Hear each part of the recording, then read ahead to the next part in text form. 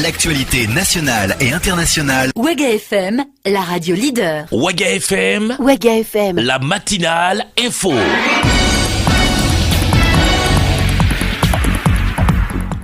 Excellente journée de mercredi à toutes et à tous. Mesdames, Messieurs, bonjour et bienvenue sur Waga FM. Il est 7h à Ouagadougou, c'est l'heure des infos. Voici pour vous les titres de l'actualité de ce 22 février 2017.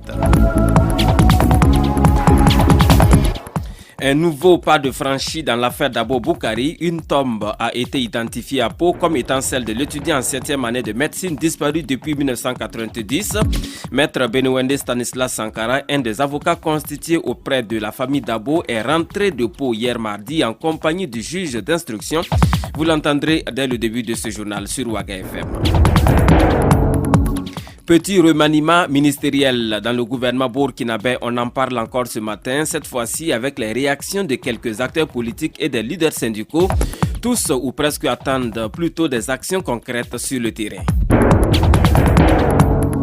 Et puis l'unité d'action syndicale a accordé une audience hier mardi à la CODER, la coalition pour la démocratie et la réconciliation nationale au Burkina Faso.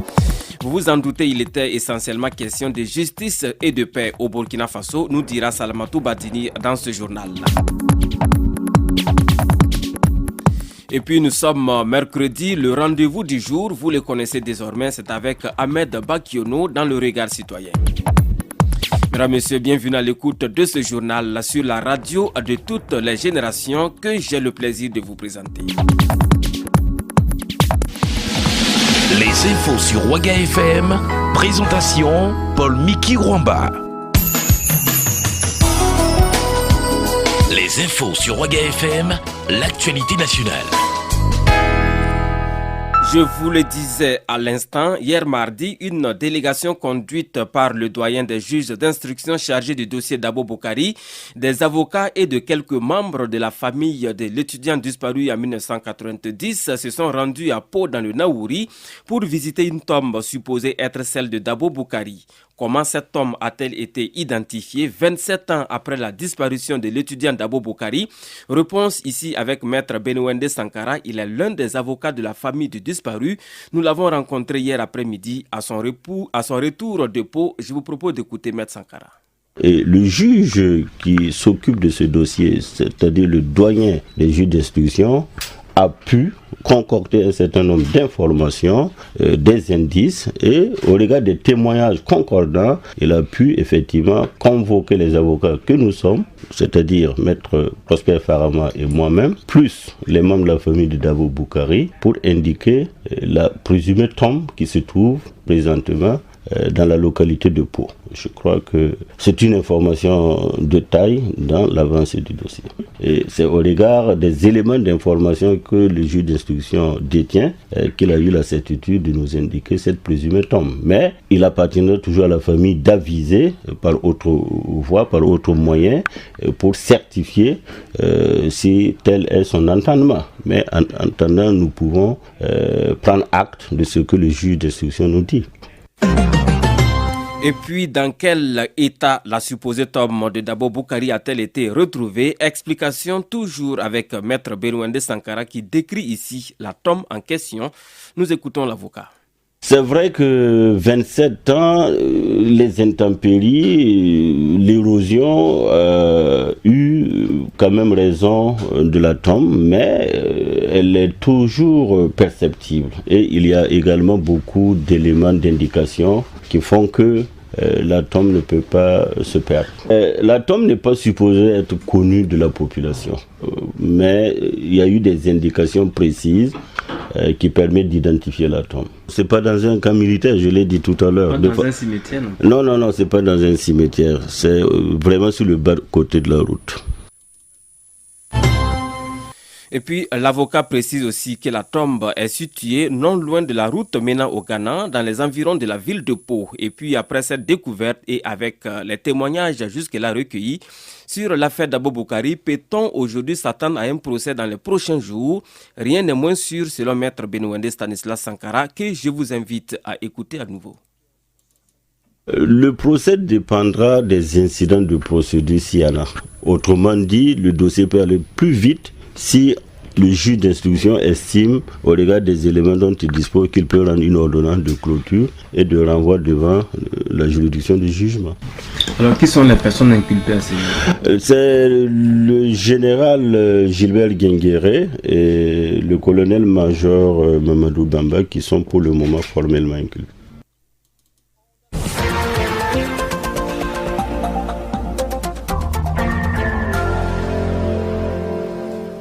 Tout autre chose à présent dans ce journal, alors qu'il est 7h06 à Ouagadougou, et ainsi que je vous l'annonçais en titre de cette édition, le remaniement ministériel opéré le 20 février 2017 suscite pas mal de réactions au sein de l'opinion publique.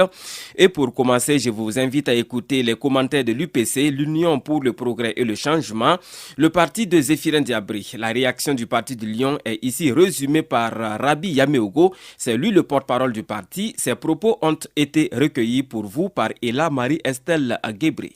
De l'Union pour le progrès et le changement, vous savez que l'avènement du gouvernement de Paul Kabatieba II fait suite au travail du premier gouvernement qui était en deçà des attentes du peuple burkinabé.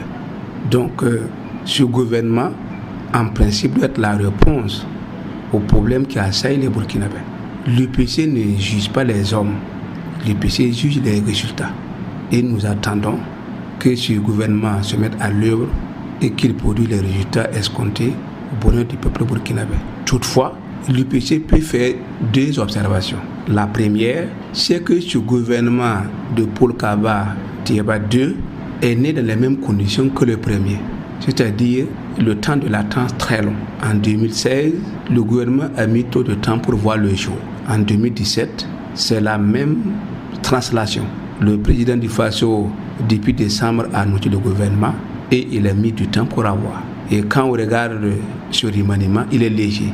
Nous, on peut dire à l'UPC, tout ça pour ça. Ça, c'est la première observation. La deuxième observation, en 2016, en janvier, dès la formation du premier gouvernement, nous avons été déçus du fait qu'on n'a pas créé un ministère plein de sécurité et que le président du Faso continue à cumuler les fonctions de la défense. Nous avons dit qu'il fallait faire un réajustement à ce niveau.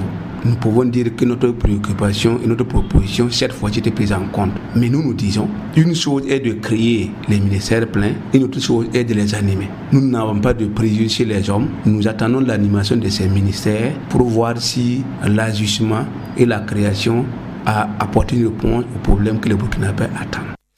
À l'instant, les propos de Rabi Yameogo, le porte-parole de l'UPC.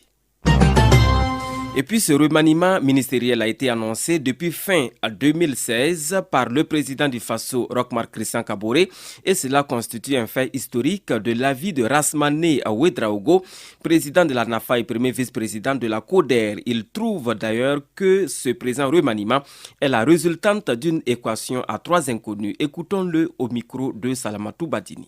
Or, c'est un fait historique que d'annoncer un remaniement 2 mois avant.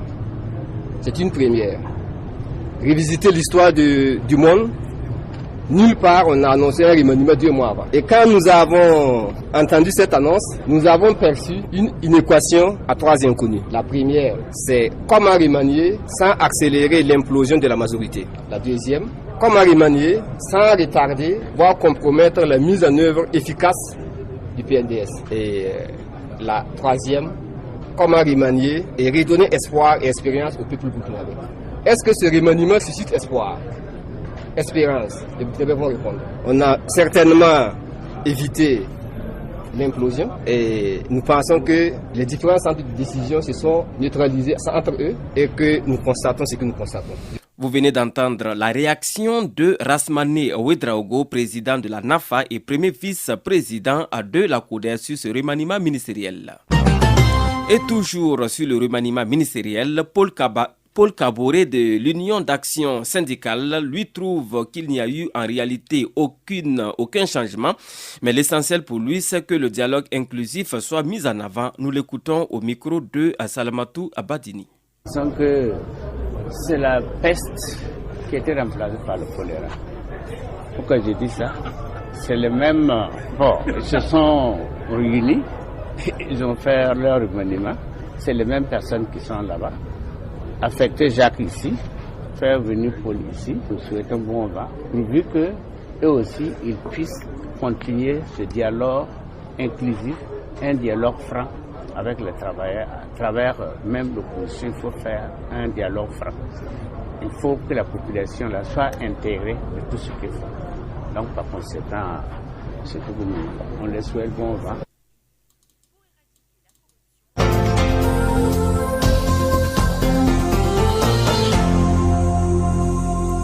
La suite de cette édition du journal, une délégation de la Coalition pour la démocratie et la réconciliation nationale CODER a été reçue par l'Union d'action syndicale hier mardi 21 février 2017 à la Bourse du travail ici à Ouagadougou. L'objectif de cette rencontre était de présenter la CODER à l'Union d'action syndicale ainsi que ses objectifs et priorités. Cette démarche s'inscrit dans le cadre du programme d'activité de la CODER. Salamatou Badini était à cette rencontre et voici pour vous son compte rendu. C'est une forte délégation de l'Union d'action syndicale qui a reçu les membres de la CODER. Objectifs, priorités de cette coalition ont été déclinés. Rasmane Ouedraogo, premier vice-président de la CODER, nous livre plus de détails. Les échanges ont porté sur la présentation de la CODER et nos priorités. En retour, nous avons reçu de la part de l'unité d'action syndicale des observations, des préoccupations, mais surtout des rappels de faits historiques, leur vérité. Une vérité que Bassol Mabazier de la CGTB n'a pas mâché les mots pour dire. La position du mouvement syndical, c'est la trilogie vérité, justice et réconciliation. Nous avons aussi tenu à dire à la CODER que l'ensemble des mots que connaissent notre pays sont du fait de ces différents hommes politiques qui se sont succédés à l'appareil de l'État. S'il n'y a pas de vérité, il n'y a pas de justice, on se réconcilie avec qui? Et puis les uns et les autres qui n'ont pas perdu de parents, qui n'ont pas perdu de frères directs, sont très mal placés de parler de la réconciliation. Il faut faire la vérité, il faut faire la justice, il faut montrer les différents tombes aux parents où ils ont enterré leurs différents fils, au père, aux mères, et à l'issue de ça, on peut aller à la réconciliation. Réconciliation, oui, mais justice d'abord, ajoute Paul Kabore, président du mois d'action syndicale, qui salue d'ailleurs l'action de la CODER. Nous voudrons que la justice soit faite avant la réconciliation. Si on ne s'assoit pas ensemble, discuter et faire un peu de justice, on ne peut pas revenir à la réconciliation. Donc par conséquent, nous avons vraiment loué leur démarche et nous pensons que cette démarche doit continuer. Cette démarche doit continuer, mais vérité, justice avant réconciliation est préconisée par l'UAS. Un compte rendu signé Salmatou Abadini. Parlons à présent de la facture normalisée. Là, nous sommes au ministère de l'économie, des finances et du développement. En l'absence de Madame le ministre de l'économie, des finances et du développement, retenue pour la prise de contact entre membres du gouvernement après le remaniement la veille, c'est le secrétaire général du ministère qui a procédé au lancement officiel de la facture normalisée. La cérémonie s'est déroulée hier mardi 21 février 2017 à la Direction générale des impôts ici à Ouagadougou devant de nombreux invités du monde des affaires. Le compte rendu est signé Gérard Sano. Déclare officiellement lancer la facture normalisée au Burkina Faso. Je vous remercie.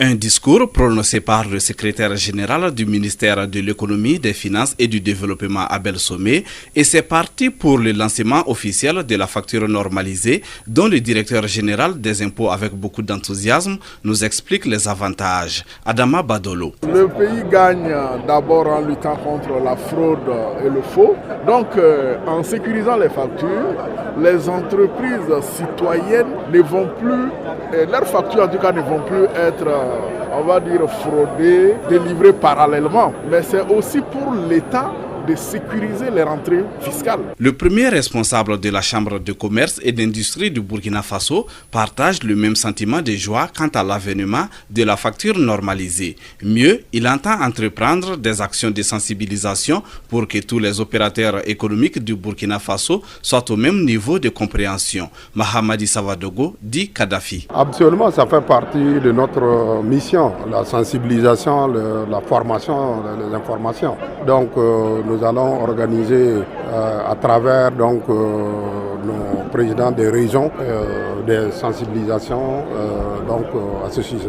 A préciser que dans la première phase de sa mise en œuvre, cette facture normalisée va être obligatoire pour les entreprises capables de faire un chiffre d'affaires de plus de 50 millions de francs CFA hors taxes.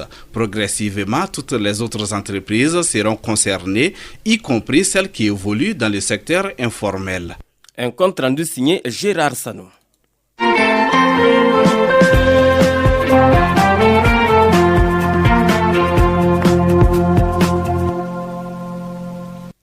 Allons à présent à la maison d'arrêt et de correction de Ouagadougou, la Mako, où des détenus bénéficient depuis quelques temps d'une formation initiée par le ministère de la Jeunesse, de la formation professionnelle et de l'insertion.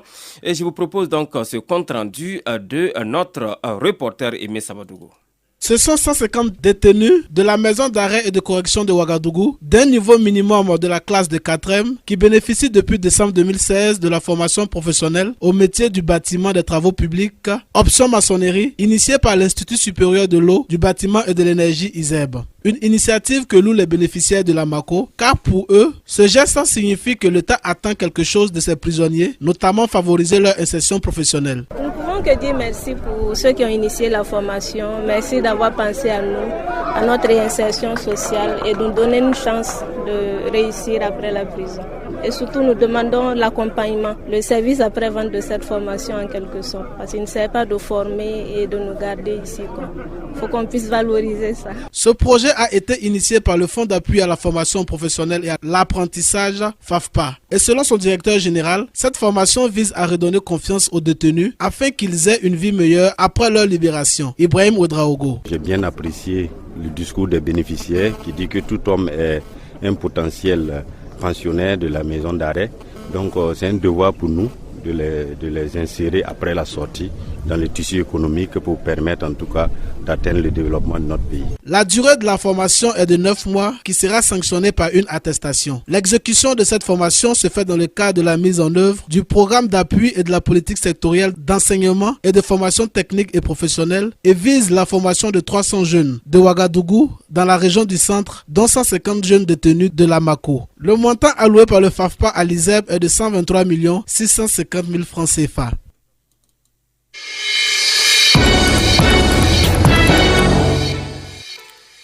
Un mot de culture dans cette édition du journal sur Ouaga FM, la 25e édition du FESPACO, le Festival panafricain du cinéma et de la télévision de Ouagadougou. C'est le 25 février prochain pour le top départ. Mais d'ici là, donc, on assiste depuis un certain temps à des sorties, à de nouveaux films. Le dernier tir, c'est le titre d'un film officiellement sorti hier, le lundi 20 février 2017 au ciné à Nerwaya. L'avant-première de ce film a été projetée donc en présence des journalistes, dont Kofi Olivier et Salamatou Batini pour le compte de la radio Ouaga FM. Autrefois braqueur appartenant à un groupe de gangs, est devenu aujourd'hui officier de police. Sa nouvelle mission est donc de traquer ses anciens compagnons. Mais dans cette mission, il est confronté à de nombreuses difficultés, parfois même avec ses supérieurs hiérarchiques. Voici en substance le synopsis du film Le Dernier Tir, selon Kofi Asogba, un des co-réalisateurs. Dans ce film, ce qu'on voulait montrer, c'est que souvent, il y a des choses comme ça qui arrivent. Il y a des histoires, quand on raconte l'histoire d'amour et autres. Bon, on oublie que parmi les policiers, parmi tous les inspecteurs de police aussi, il peut y avoir des gens qui ont des vies autres et qui aujourd'hui, parce qu'ils sont devenus des officiers de police et autres, ils ont changé de vie. Donc, ce qu'on veut expliquer un peu, c'est qu'il y a beaucoup de choses qui se passent dans la nuit. Vous avez vu, le film s'est passé plus dans la nuit. Il y a beaucoup de vols à main armée dans lequel nous, on ne parle pas. Tous les films, on parle d'amour. Quelques cinéphiles qui ont suivi Le Dernier Tir n'ont pas caché leur satisfaction. Bien apprécier les acteurs pour une première fois devant une caméra. C'est bien, c'est à encourager vraiment. Il faut encourager la jeunesse à faire du bon boulot et je trouve que ça, c'est du bon boulot. C'est bien.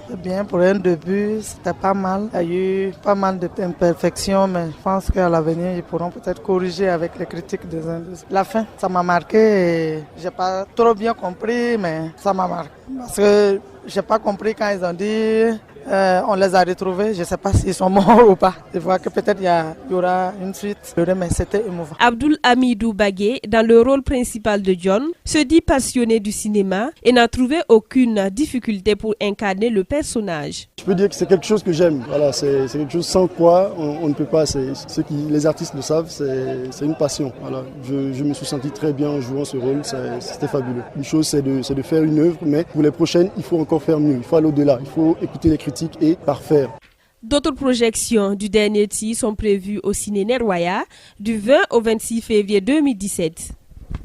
Un compte rendu signé Kofi Olivier et Salmatou Badini. Mesdames, Messieurs, vous suivez le journal de 7h sur Ouaga FM. Il est 7h20 à Ouagadougou. À présent, le tapis rouge pour Ahmed Bakiono dans Le Regard Citoyen. Regard Citoyen, présentation Ahmed Bakiono.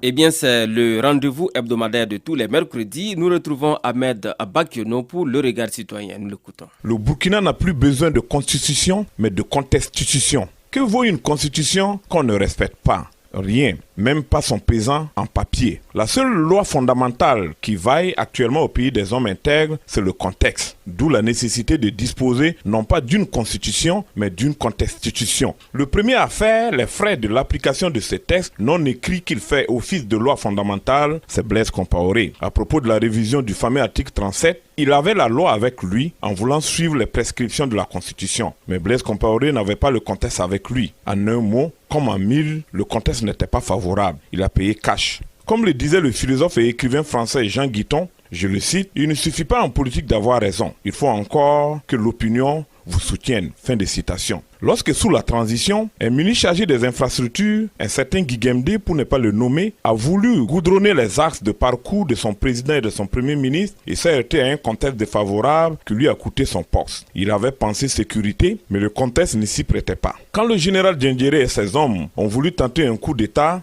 mal leur en a pris, parce qu'encore une fois le contexte ne s'y prêtait pas. Lorsque les députés ont empoché en toute légalité, c'est-à-dire conformément au texte de l'Assemblée, une somme de 1 million de francs CFA chacun, ils en ont eu pour leur compte et ont vu des vertes et pas mûres. Le contexte ne s'y prêtait pas à de tels bonus. Pour expliquer la nouvelle constitution qu'elle a concoctée pour le peuple burkinabé, la commission constitutionnelle a eu la malencontreuse idée de vouloir faire des tournées. Elle l'avait oublié, le contexte, et il s'est trouvé des voies pour la lui rappeler. Quand l'avion présidentiel présente des signes d'essoufflement, pas question d'en acquérir un autre. Le contexte ne le permet pas. Le slogan « Plus rien ne sera comme avant » prospère bien dans le domaine du respect des textes. La légalité doit désormais s'accommoder du contexte et de l'opportunité. L'opinion publique burkinabé agit désormais comme un contrôleur financier qui juge non seulement de la régularité d'une dépense, mais également de son opportunité. L'ordonnateur n'a d'autre choix que de s'y plier. Dans la gestion d'un pays, l'ordonnateur c'est le politique. Le voilà donc pieds et poings liés dans pas un pas sans le peuple qui aurait eu tout son sens si c'était bien le peuple qui s'exprimait. En effet, il se pose au faso la question de l'opinion publique. Qui est-elle, cette nébuleuse? Est-ce vraiment l'opinion publique nationale qui s'exprime à travers les médias et surtout à travers les réseaux sociaux? Rien n'est moins sûr. Ce qui est sûr, par contre, c'est que la gouvernance au faso est régie par la constitution. Et voilà, c'était donc le regard citoyen de Ahmed Bakiono. Mesdames, Messieurs, un mot de l'actualité internationale à présent. Les infos sur Ouaga FM, l'actualité internationale. En République démocratique du Congo, après la mort d'Étienne Tshisekedi, le rassemblement de l'opposition a du mal à trouver un nouveau leader. Il avait promis aux évêques de la SEMSO, médiateurs dans la crise congolaise, de désigner le président du Conseil des sages dans 48 heures. Mais le délai est largement dépassé. Mardi soir, une nouvelle réunion a eu lieu, mais l'opposition est toujours très loin d'un consensus. L'UDPS, qui n'avait jusque-là pas présenté de candidat, revendique le poste ce poste en plus de la primature. En Somalie, élu le 8 février dernier, le président Mohamed Abdullahi Mohamed, alias Farmajo, sera investi ce mercredi 22 février 2017 à Mogadiscio. Farmajo sera le 9e président somalien depuis l'indépendance. Durant sa campagne électorale, il avait promis de lutter contre la corruption et d'améliorer le quotidien des Somaliens, notamment les services de santé du pays. Mais la tâche qui l'attend est immense. L'attentat de dimanche perpétré à Mogadiscio et qui a tué 39 personnes rappelle à tous que son principal objectif est de rétablir la sécurité.